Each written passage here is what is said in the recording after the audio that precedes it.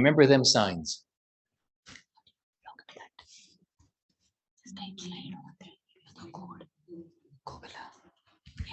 And again, we'll ask you to stay under 8 minutes if possible.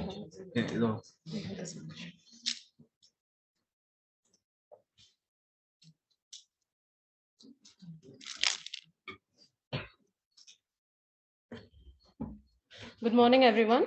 I'll be presenting on, but first remember them the signs.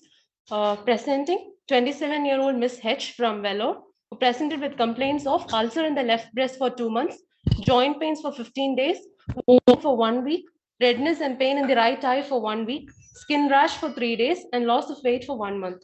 She was apparently well 2 months ago when she started developing a painful ulcer in the left breast, which started off as a small erosion lateral to the nipple, which gradually progressed to the current size. There was no pus discharge or nipple discharge. She also had multiple joint pains involving both the shoulders, both the knees, and bilateral wrist for 15 days, associated with a swelling in the right wrist. She also had vomiting for 1 week, which is around 1 to 2 episodes per day of non-bilious, non-projectile, non-bile stain vomiting. There's no history of abdominal pain, melena, or altered bowel habits.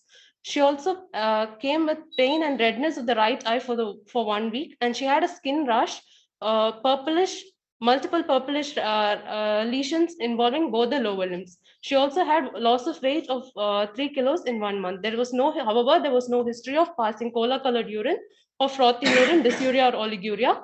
There was no history of breathlessness or hemoptysis. There's no history of paresthesias or muscle weakness. There is no history of epistaxis, deafness, or sinusitis. There's no history of bitemporal headache, transient blindness, or jaw claudication. Past history: she was hospitalized 1 year ago with history of 1 week with 1 week history of fever, abdominal pain, loose stools, and vomiting with umbilical discharge. The diagnosis made at that time was ruptured appendix with Waldorf collection and a multifocal consolidation in both the lungs, with one area showing a breakdown. And she was evaluated for the same, and the lung lesion was considered to be secondary to a probable septic emboli to bilateral lung. She was managed conservatively with antibiotics at that time, and she responded to the treatment. And interval imaging showed complete resolution of changes in the lungs. And she also underwent interval appendicectomy in July 2022, and the biopsy showed mild appendicitis with mild granulomatous inflammation. There was no previous history of diabetes, hypertension, tuberculosis, asthma, thyroid disorders, HIV, or hepatitis. Personal history: there's loss of appetite and loss of weight, as I mentioned earlier, and there was no significant family history. On examination, she was alert, conscious, and oriented. She was moderately built, well nourished. There was pallor. There was no icterus, clubbing, cyanosis, generalized lymphadenopathy, or edema. Vital signs at presentation: she was tachycardic. All peripheral pulses were palpable. Her blood pressure was 130/90, respiratory rate of 28, and a normal temperature.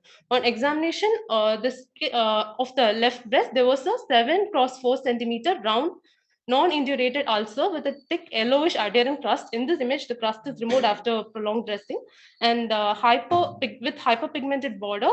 However, there was no tethering or puckering noted. There was no underlying breast mass palpable. And on both the legs, there were bright red, multiple palpable purpuric lesion, and few were having a necrotic center over the lower legs extending up to the thighs. And the eyes, there were circumcorneal condition in the right eye, musculoskeletal involvement, there was swelling and tenderness in the second and third metacarpophalangeal joint with restriction of range of motion. However, there was no deformity. The rest of the systemic examination was unremarkable. So for a patient presenting with a breast ulcer with arthritis, purpuric rash with central necrosis, with vomiting and loss of weight, we were thinking of a disease with multi-system involvement. That our differentials were a medium and small vessel vasculitis. We were thinking of ANCA-associated vasculitis, cutaneous leukocytoclastic vasculitis, cryoglobulinic vasculitis, HSP, SLE with vasculitis, infective endocarditis, and infections like hepatitis B, C, and HIV. So moving on to our investigations, our initial investigations showed a total counts of 15,200 and thrombocytosis. CRP was elevated. The electrolytes and urea creat were normal. Urine routine showed a hematuria followed by we followed up with the phase contrast microscopy, and it was predominantly isomorphic RBC, and there was a protein urea, 24-hour protein, urine protein was 224 milligrams. And autoimmune workup, she had anti-PR3 more than 200. And complements were normal: ANA negative, SSA, SSB negative, and blood-borne virus the screen was again negative. The biopsy of the skin lesion in the left breast, it showed small vessel vasculitis with dermal mixed inflammation and occasional indefined granuloma.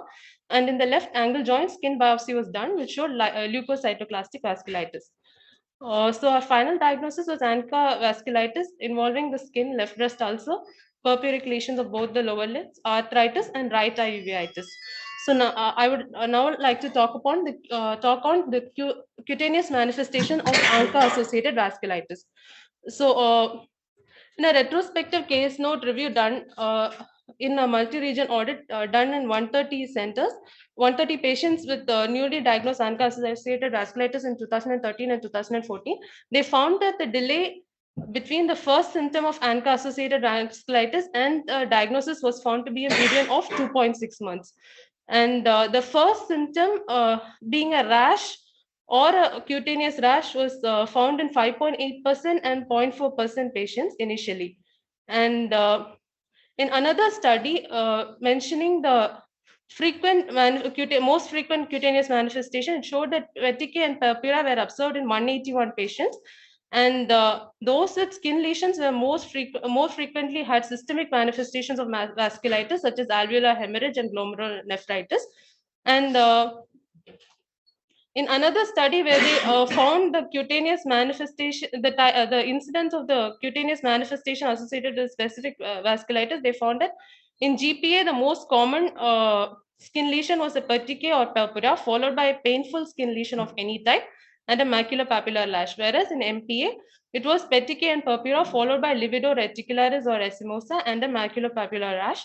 And EGPA, it was petechiae or purpura, followed by maculopapular rash and pruritus and urticaria. And these are the common rash which is found. Palpable purpura is found in around 15% of patients presenting with vasculitis, mostly involving the lower limbs. When deep subcutaneous vessels are involved, the patients present with livido reticularis or ecchymosa, papules or nodules on purpuric background, as well as tender subcutaneous nodules. Hemorrhagic blisters and painful ulcers secondary to necrosis are found in severe cases. And these are nail fold infarcts and splinter hemorrhages, which are also specific lesions found in ANCA-associated vasculitis.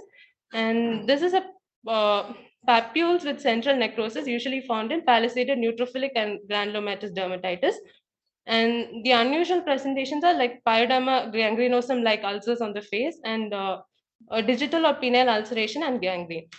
So among the clinical spectrum of skin lesions in ANCA-associated vasculitis, the specific lesions which are associated with ANCA-associated vasculitis are palpable purpura, livido reticularis, and papules or nodules on purpuric background, tender subcutaneous nodules, hemorrhagic blisters, painful ulcerations, splinter-like hemorrhages, pyoderma gangrenosum-like ulcers, and palisading neutrophilic granulomatous dermatitis, and digital or penile ulcers. Whereas among the non-specific lesions, non-specific maculopapular rash is found most commonly in most of the ANCA-associated vasculitis, followed by non-specific oral erosions. And in our patient, she was evaluated for residual lung lesions or GI vasculitis, and it was found to be negative. She was initiated on 1 mg per kg of prednisolone with a plan of second MMF as a second-line agent. She was symptomatically better after initiating steroids, and she is planned to be followed up in the OPD. And take-home points: cutaneous manifestation in ANCA-associated vasculitis is associated with very severe systemic disease, and more than one type of skin lesion can be present at the same time.